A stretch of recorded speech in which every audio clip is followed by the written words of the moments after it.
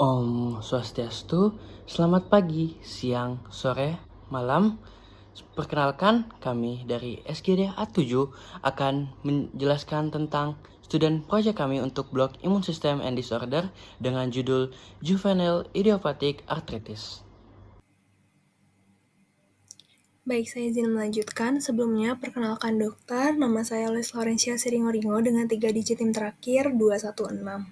Jadi, di sini saya izin membahas terkait latar belakang student project kami. Juvenile Idiopathic Arthritis atau JIA merupakan kondisi inflamasi kronik pada anak. Istilah juvenile chronic arthritis dan juvenile rheumatoid arthritis sebenarnya sudah tidak dipergunakan lagi, di mana tata laksana standar yang diberikan pada penyakit ini itu seringkali tidak memberikan respon klinis optimal sehingga meningkatkan morbiditas dan mortalitas. Pemberian agen biologis seperti tocilizumab atau anakinra merupakan pilihan agen biologis untuk tata laksana GIA sendiri. Insiden GIA di dunia itu sangat bervariasi. Insiden dan prevalensi GIA pada populasi Eropa dan Amerika Utara berkisar 2-20 dan 16-150 per 100.000. Data literatur menunjukkan insiden GIA 1-22 per 100.000 dan prevalensi GIA 7-150 per 100.000. GIA juga diketahui sebagai salah satu penyakit autoimun. GIA diperkirakan terjadi akibat interaksi rumit antara genetika non-Mendelian dan faktor lingkungan yang mengakibatkan inflamasi kronik sendi dan jaringan lain. Data morbiditas JIA sendiri di Indonesia belum ada yang pasti. Populasi anak dengan keluhan artritis diambil dari data rekam medis sejak 1 Januari 2001 hingga 31 Desember 2006 pada Divisi Alergi dan Imunologi Departemen Ilmu Kesehatan Anak IKA di Rumah Sakit Cipto Mangunkusumo atau RSCM. Penelitian ini menemukan 71 pasien JIA, 35,9% dari 198 pasien dengan keluhan utama artritis. 68 pasien merupakan pasien artritis rheumatoid juvenile atau JRA, sedangkan 3 pasien ditemukan dari pasien artritis juvenile lainnya. Tipe oligoartritis persisten merupakan jenis terbanyak yang ditemukan, yaitu sebesar 40,8%. Penanganan multidisiplin keilmuan meliputi pediatrik reumatologi, kedokteran fisik dan rehabilitasi, nutrisi, ortopedi, oftalmologi, dan kardiologi termasuk keterlibatan anak dan keluarga itu sangat diperlukan untuk keberhasilan terapi JIA. Fisiatris berperan penting dalam manajemen komprehensif JIA. Fisiatris juga akan mengkoordinasi tim rehabilitasi yang terdiri dari fisioterapis, terapis okupasi, pekerja sosial, dan psikolog untuk memelihara atau mengembalikan fungsi dan perkembangan sesuai usia, mencegah deformitas dan kontraktur, dan membantu manajemen nyeri. Tujuan utamanya adalah untuk memperbaiki kapasitas fungsional dan mencapai kemandirian anak. Baik, sekian dari saya. Terima kasih. Oke baik, selanjutnya ada rumusan masalah. Yang pertama, apa definisi dan klasifikasi utama JIA? Selanjutnya, yang kedua, bagaimana mekanisme imunopatogenesis JIA? Yang ketiga, bagaimana manifestasi klinis dan pendekatan diagnosis JIA? Dan yang keempat, bagaimana prinsip penata laksanaan JIA yang efektif dan berjenjang?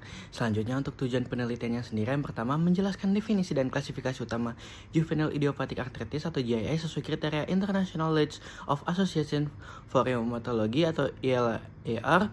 Yang kedua, menganalisis mekanisme imunopatogenesis JIA termasuk peran sel T, sel B, dan sitokin proinflamasi seperti TNF-alpha, interleukin 1 dan interleukin 6 dalam menimbulkan inflamasi sinovial kronik. Yang ketiga, mengidentifikasi manifestasi klinis utama JIA serta langkah-langkah dalam pendekatan diagnosis, mencakup anamnesis, pemeriksaan fisik, dan pemeriksaan penunjang yang relevan. Yang keempat, mendeskripsikan prinsip penata laksanaan JIA yang efektif dan berjenjang, baik melalui terapi farmakologis maupun non-farmakologis, serta menekankan pentingnya pendekatan multidisiplin dalam perawatan anak dengan JIA.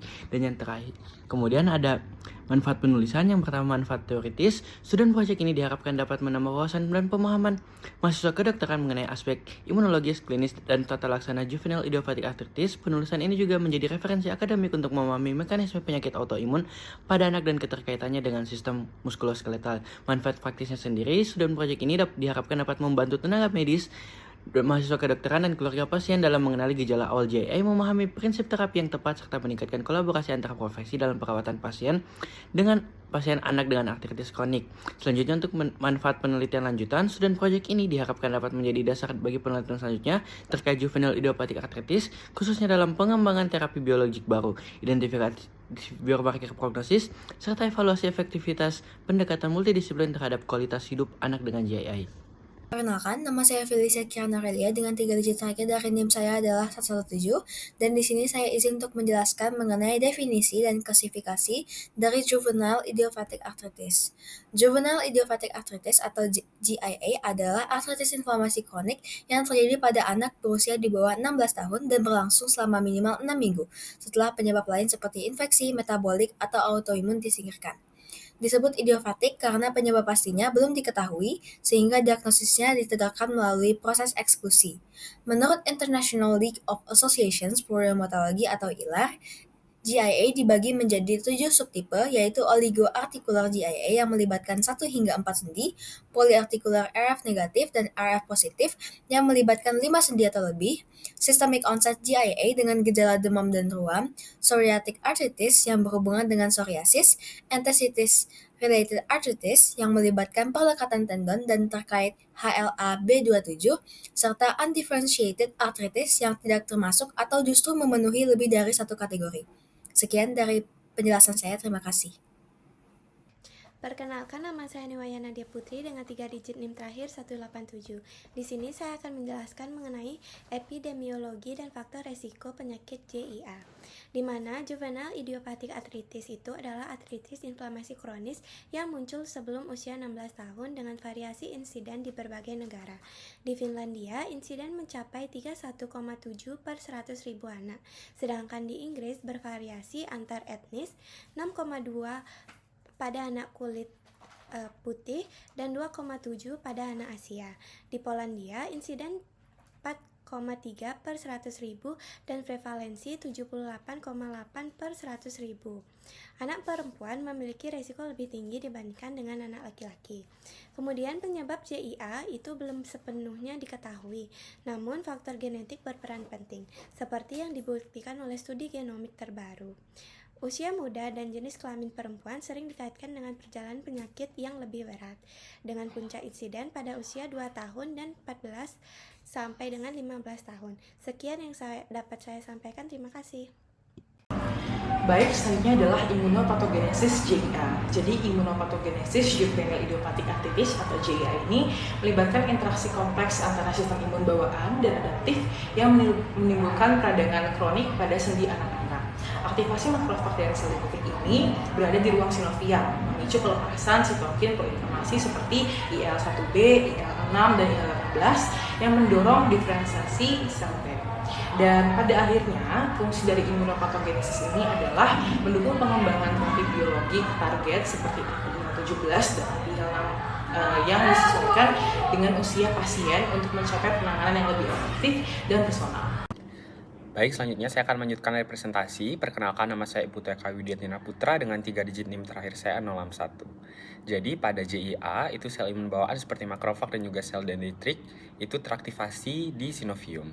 Kemudian akan melepaskan sitokin proinflamasi utama yaitu IL-1, IL-2 dan juga IL-18 yang pada akhirnya akan mengaktifasi sel T effector, TH17 dan juga TH1.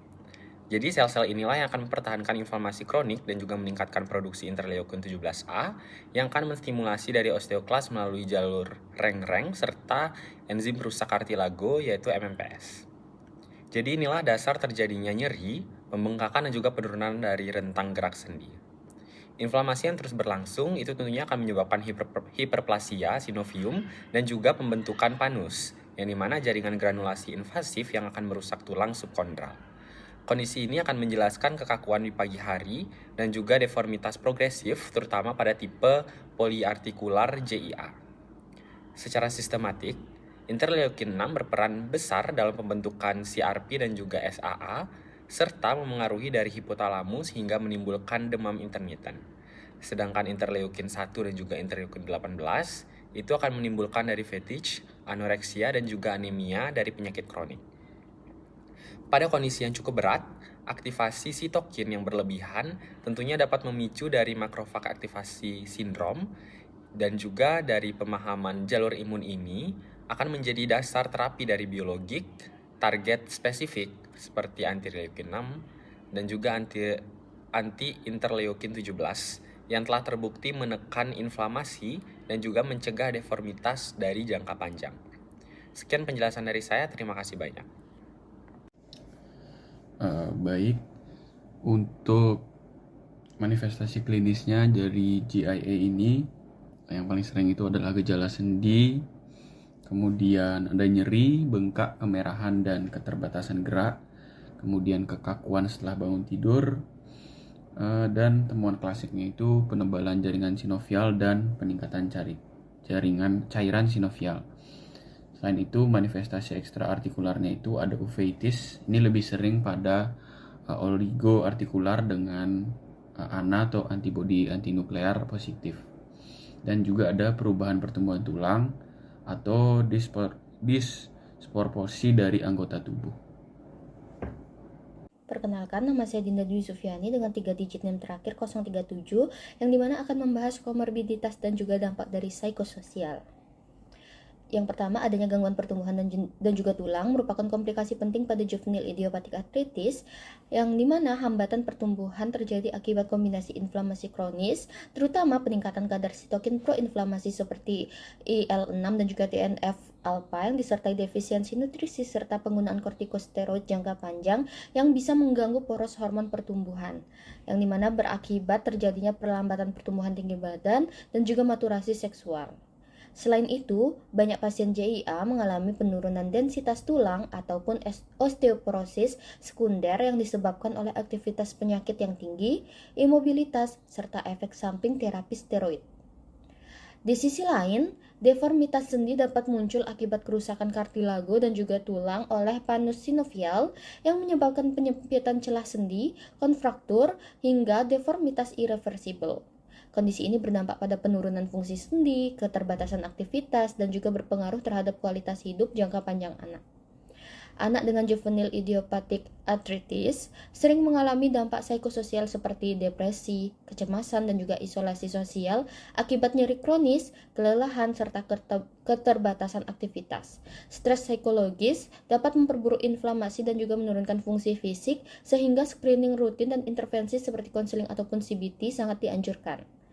Keluarga juga menghadapi stres dan beban perawatan tinggi sehingga memerlukan dukungan emosional, edukasi penyakit, dan juga bantuan tim multidisiplin, dan juga program rehabilitasi terpadu berupa latihan fisik ringan, rentang gerak, dan juga manajemen nutrisi membantu menjaga fungsi tubuh serta mendukung tumbuh kembang anak. Sekian dari saya, terima kasih. Baik, sebelumnya perkenalkan saya Ferry Kowonso dengan 3 digit NIM terakhir 085.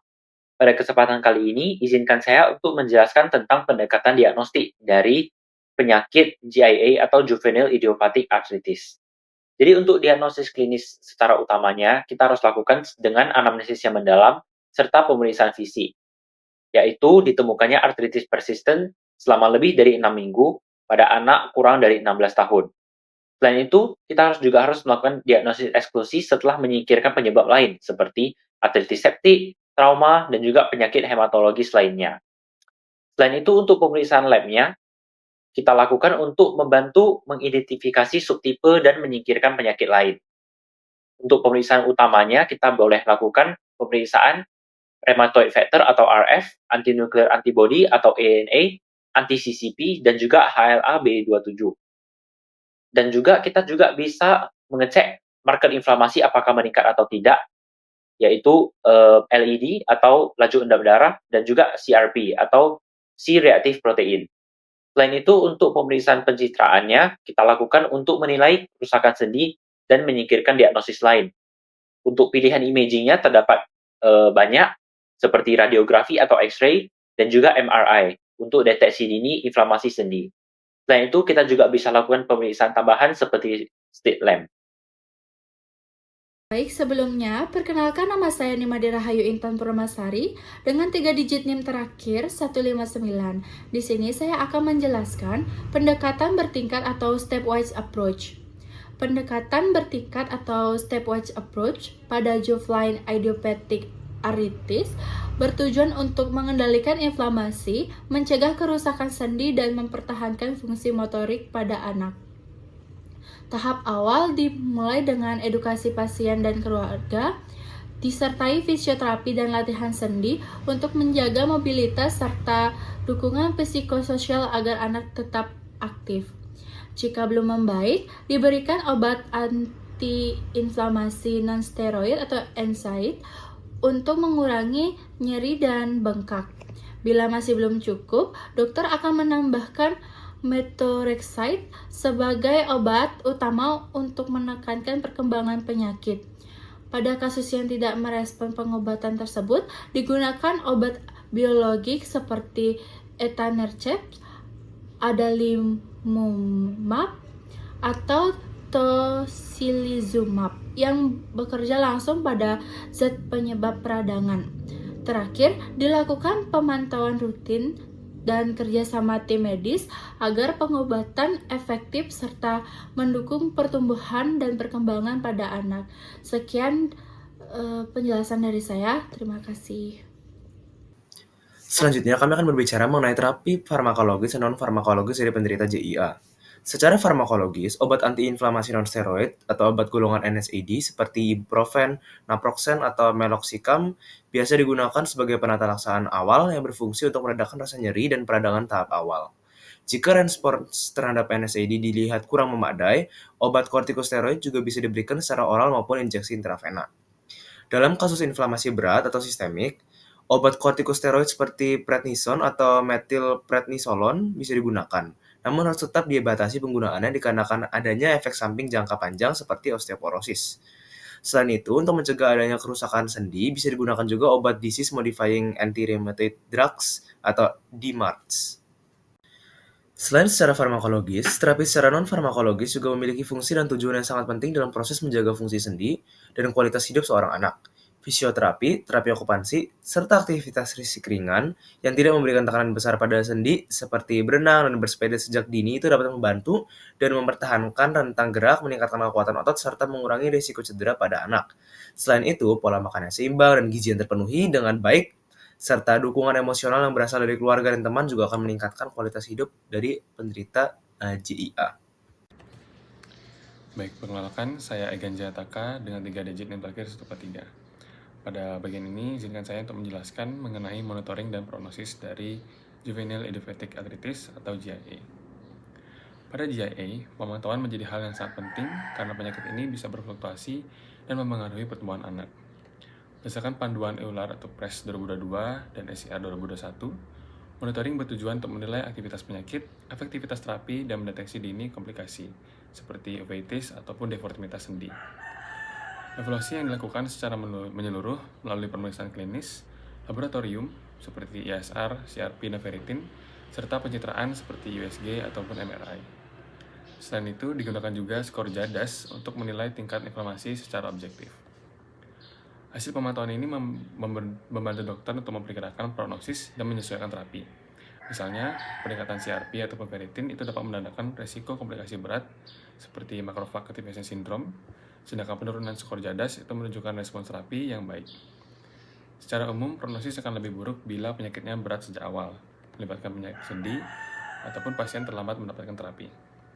Namun dengan pendekatan multidisiplin, seperti menggabungkan obat, fisioterapi, nutrisi, dan dukungan psikososial, pasien dapat mencapai remisi jangka panjang hingga 60% bila ditangani sejak dini dan dipantau secara konsisten.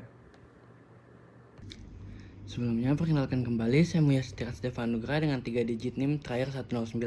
Selanjutnya adalah bagian kesimpulan. Yang pertama, Juvenile Idiopathic Arthritis ini merupakan artritis kronik yang muncul sebelum usia 16 tahun, di mana dengan durasi inflamasinya sendiri lebih dari 6 minggu dan juga tanpa penyebab lain yang jelas. Nah, berdasarkan klasifikasi LAR, JIA sendiri ini dibagi menjadi 6 subtipe utama. Yang pertama ada oligoartikular, polyartikular, systemic onset, psoriatic arthritis, enthesis-related arthritis, dan undifferentiated arthritis. Selanjutnya, untuk patogenis dari JIA sendiri ini melibatkan aktivasi sel TCD4, sel B, dan juga produksi sitokin pro-inflamasi seperti TNF-alpha, IL-1, dan juga interleukin 6 yang menyebabkan inflamasi sinovium kronik yang pembentukan panus serta destruksi kartilago dan tulang. Selanjutnya untuk manifestasi utamanya berupa nyeri, bengkak, dan kekuatan sendi terutama pagi hari. serta gejala sistemik seperti demam intermittent, ras, dan uveitis. Diagnosis ditegakkan melalui evaluasi klinis, pemeriksaan laboratorium seperti ISR, CRP, ANA, RF, ataupun anti-CCP, dan juga pencitraan sendi seperti USG, MRI, ataupun X-ray. Selanjutnya untuk penanganan dari GIA sendiri ini meliputi bersifat multidisiplin dan bertahap di mana mencakup edukasi keluarga, fisioterapi, serta terapi farmakologis berupa OANS, kortikosteroid, DMARDs, dan juga agen biologi. Pemantauan rutin diperlukan untuk mencapai remisi, mencegah deformitas sendi, dan juga mempertahankan kualitas hidup anak. Terakhir untuk bagian saran, yang pertama, bagi tenaga kesehatan perlu ditingkatkan kewaspadaan dan kemampuan dalam mengenali gejala artritis kronik pada anak. Untuk mempercepat diagnosis dan intervensi dini diperlukan kerjasama lintas disiplin antara dokter anak, reumatolog anak, fisioterapis, psikolog, dan juga ahli gizi guna mencapai hasil terapi yang optimal. Selanjutnya untuk saran kedua, bagi pasien dan keluarga diperlukan edukasi yang berkesinambungan mengenai sifat kronik penyakit, pentingnya kepatuhan terhadap terapi, serta pemantauan efek samping obat. Keterlibatan aktif keluarga berperan penting dalam menunjang keberhasilan pengobatan dan adaptasi psikososial anak. Selanjutnya bagi institusi pendidikan dan perbuat kebijakan disarankan untuk memperkuat akses terhadap pengobatan esensial seperti DMARDS dan juga agen biologi dengan harga terjangkau, serta memperluas pelatihan tenaga medis dalam bidang reumatologi pediatrik. Dan juga bagi bidang penelitian perlu dilakukan studi lanjutan terkait biomarker imunologis dan juga respon terapi terhadap agen biologik guna mendukung pengembangan pendekatan terapi yang lebih terarah atau personalized medicine bagi pasien GIA di masa mendatang.